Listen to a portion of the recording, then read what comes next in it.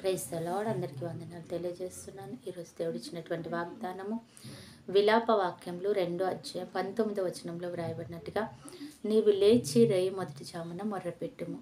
దేవుని వాగ్దానం, దేవుని వాక్యం మనకు సెలవిస్తుంది ఏంటంటే, నువ్వు లేచి రేయి మొదటి జామున మొర్రపెట్టు. ఇబ్బందులతో ఉన్నావా, ఆపదలో ఉన్నావా, అనారోగ్యంతో ఉన్నావా, ఏ విధమైన వ్యాధితో, రోగముతో, అలజడితో, ఆటంకంతో, దేనితో ఉన్నావా, నీవు లేచి చేయవలసిన పని ఏంటంటే, రేయి మొదటి జామున నువ్వు మొర్ర పెట్టాలి. అదేవిధంగా నీ బిడ్డల పరిస్థితి బాగాలేదా, కుటుంబ పరిస్థితి బాగాలేదా, భర్త యొక్క పరిస్థితి బాగాలేదా, అది ఏ సమస్య అయినా ఒకటే మందనమాట.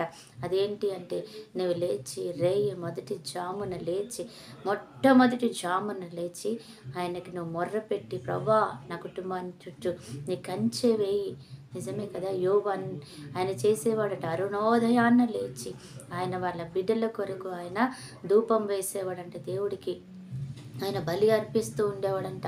నా పిల్లలు ఎక్కడైనా పొరపాటు చేశారేమో అని. నిజమే, చాలామంది రేయి మొదటి జామున లేసి, ప్రభా నా బిడ్డల్ని కాపాడు ప్రభా, నా బిడ్డల్ని దినమంతా నీ సంరక్షణలో ఉంచు ప్రభా, ఏ దుష్టుడు వారి మీద ఎటువంటి ప్రయోగము ప్రణాళిక వెయ్యకుండా ప్రభా నీ రెక్కల చాటున భద్రం చేయి, వాడికి అనుదృష్టికి నువ్వు వారిని దూరం చేయి ప్రభా అని ప్రార్థిస్తారు.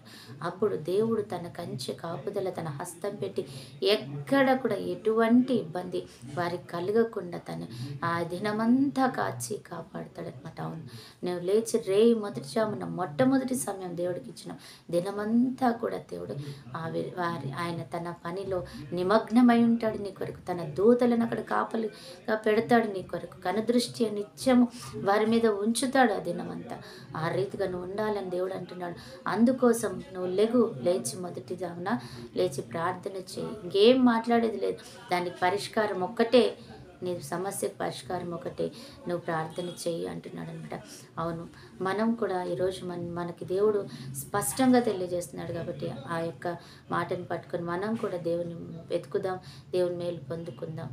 పరిశుద్ధుడు అయిన దేవ, ప్రేమ కలిగిన తండ్రి, యేసయ్యా నీకు వందనాలు చెల్లించుకున్నాం. ఈ సమయాన్ని బట్టి నీ కృతజ్ఞతలు చెల్లించుకుంటున్నాం తండ్రి. అయ్యా నీకే మహిమ చెల్లిస్తూ, మరి ఎంతమంది బిడ్డలైతే ఈరోజు అయ్యా తండ్రి ఆవేదనతో ఉన్నారు, బాధలో దుఃఖంతో ఉన్నారు.